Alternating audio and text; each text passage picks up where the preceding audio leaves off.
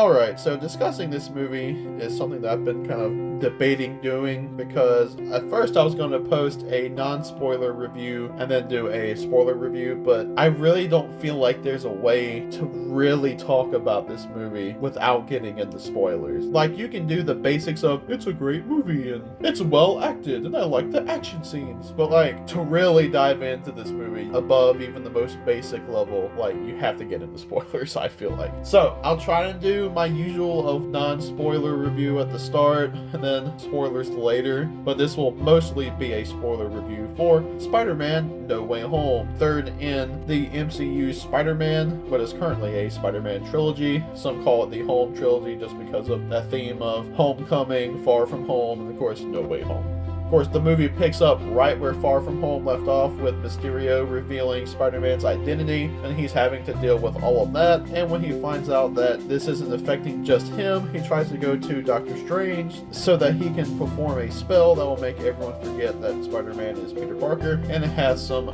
consequences, we shall say.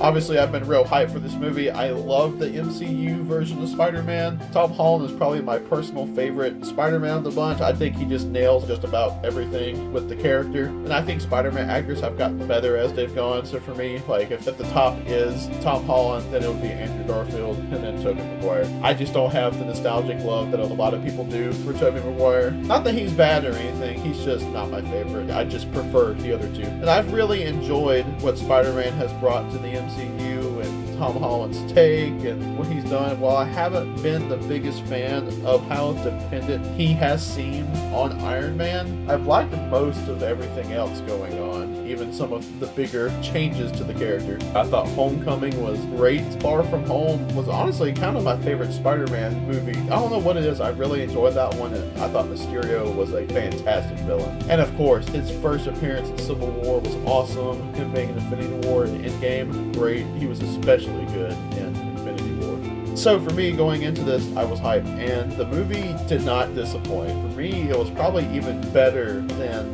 the hype itself, which is very rare for me to watch or engage with something that has so much hype and then it equals or surpasses the hype. That's actually the second time I've had that happen this year, the first being when I watched Game of Thrones for the first time. I really dug the story for this one, and this isn't a spoiler since it was in all of the trailers. The returning villain idea was neat. When hearing about some of the announcements for it well over a year ago, I wasn't the biggest fan, because I was like, oh, don't depend on the older stuff, and Alfred Molina's great, but I would rather see a different take on Doc Ock just because this is a different universe. But the way the movie does it all makes sense, and I definitely have no complaints now. It's just my original thing was like, oh, they're just bringing back actors to play new versions of these characters. You know, at first I was like, this is gonna be a little weird. But it all makes sense within the story. Willem Dafoe is absolutely fantastic as the Green Goblin. This is honestly probably the best he's been as the Goblin. He's great in the original 2002 Spider-Man. I feel like he's one of really the only things that actually is still good about that movie, if I'm being completely honest. And even then, never liked that Green Goblin costume, so I'm glad they do away with it in this. But he's great. He's a freaking menace in this movie. Like, this is who J. Jonah Jameson should go after instead of Spider-Man, with calling him a menace. Doc Ock was great. They definitely keep the character consistent, and same with Norman Osborn too. I'd say all of the characters are pretty consistent with how they were in other movies except for Electro, but they do kind of explain that. Sandman and the Lizard are the two that are just kind of there, I feel like, for the most part.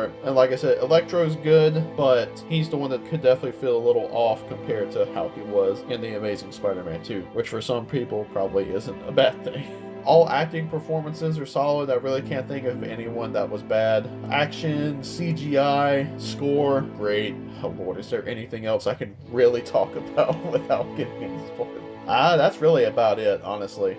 So yeah, now we're going to dive into spoilers so I can get into it, alright? So, spoilers for Spider-Man No Way Home. If you don't want to know anything, this is your last chance. So, yeah.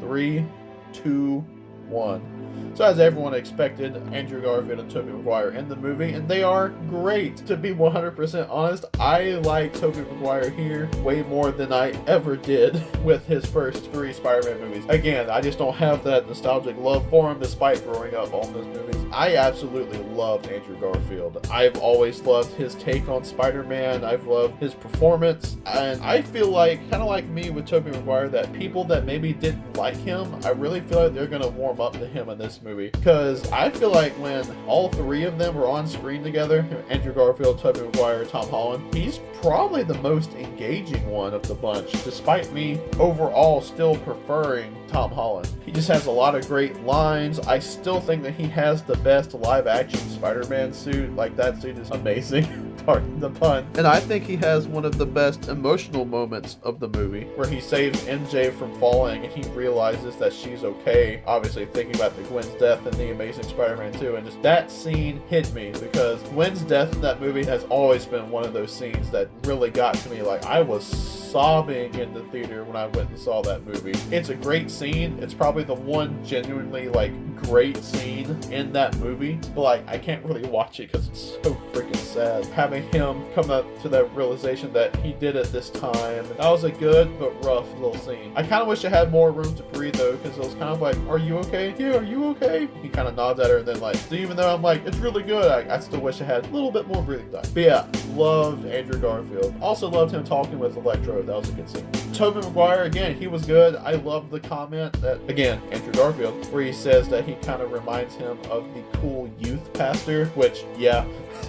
Toby was good. Definitely played sort of the more aged, wiser, I guess you could say, Peter. I liked him way more here than I ever did in the other movies. He was good. And I love that they weren't just there to be there. Like, I was gonna say that they weren't just there to be fan service, but I personally have this thing where I hate how fan service is kind of seen as a bad thing nowadays, where it's like, for me personally, I don't really understand that, because why wouldn't you want to make your fans happy? I feel like I just don't really understand the people that get mad about fan service, is what I'll say. But this is definitely more than just like, oh hey look, he popped up and said a line from the other movies and now he's gone type deal. They actually played a good part for, like, I would say definitely the third act of the movie. I'm not sure how soon they come into it, as within the last half, but I don't think it's like at the halfway point when they actually show up. I love how you can see the differences between different versions of the character. I like how they do reference the fact that Tobey Maguire has the organic web shooters and Andrew Garfield and Tom Holland have to make theirs. Going back to the villains for a bit, just to kind of get into spoilers with those. Green Goblin kills Aunt May, and just, man, that was a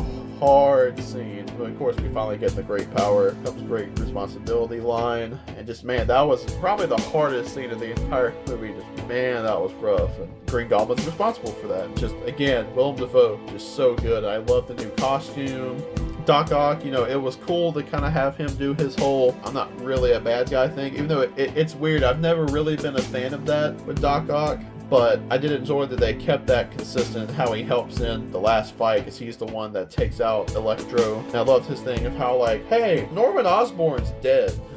And you know, then Sandman later on is just like, nah, like, both of you guys are dead. That's when I'll get to is Sandman. He was fine, but he was definitely there, and like, I don't know what, for some reason, because I did get Thomas Hayden Church back. I don't know if maybe it was the acting of it or just how they did the audio mixing, but for some reason, even with him just kind of being just a CGI sand dude for most of the movie, it always seemed like, I don't know, his voice just like wasn't coming out of that. Like, I don't know, it just always seemed odd to me. It always kind of came off to me like his voice was coming from somewhere else, which I guess typically it is. I don't know, it just always kind of seemed a little off to me. Same thing could be said for the Lizard, maybe, to an extent. I also felt like it's weird because his design was the Amazing Spider-Man 1 Lizard design, but I feel like something about it was different. Can't really quite put my finger on it. And then his voice was definitely different, since he kind of just had just a straight British voice, same actor and everything, so that really threw me off at first. And I also enjoyed how he was poking fun at Electro, being like, hey, you had like a comb over and jacked up teeth, what happened to you? And you know, they do explain also why Electro's not blue anymore. He says that the energy in this universe is different, and he uses an arc reactor to help control everything better. I really like how they did Electro in this movie, and honestly, he might have gotten my biggest, like, I don't know, just excitement moment with any of the villains, when he's first reforming and Spider-Man shoots that Doctor Strange web at him and misses and hits a tree, and then the tree gets transported to their little prison instead. Whenever you see Electro after that, it plays a bit of his theme from The Amazing Spider-Man 2, and I've always loved that theme. I I loved Electro's power of dubstep in that movie. So I really liked that they even briefly brought that back. And I'm pretty sure they played all of the villains' themes in some way. I don't directly recall the Lizards and Sandmans, but I'm fairly certain they were there. And I'm pretty sure I remember hearing Doc Ock and Green Goblins. The action scenes in this movie were cool. I really liked sort of the fight with Doctor Strange and Spider-Man, and then going back into the mirror dimensions and doing all the crazy, just mind-fucky things. And then like the ending fight was super cool. I really also enjoyed when Peter picks up the glider to finally kill the Goblin, and Tobey Maguire, Peter Parker, stops him, which I thought was kind of neat, because I feel like Andrew Garfield was able to fix one of his wrongs, being not being able to save Gwen Stacy. And maybe that's not necessarily a wrong, because he just wasn't able to save her in time. But, you know, he was able to kind of rectify that with saving MJ. And in a lot of ways, Norman Osborn dying in the first Spider-Man movie is sort of a wrong of Peter's, because, you know, like that directly affected his life and obviously his best friend's life, and it's what ultimately led to Harry's death. So I feel like, in a way, him stopping Norman's death, especially from, again, his glider, was kind of his way of doing that, which I thought was cool. And of course, the big thing at the end being Peter Parker telling Doctor Strange, hey, tell everyone to forget who Peter Parker is. There's tears in like the fabric of the universe, and you see what's like other characters and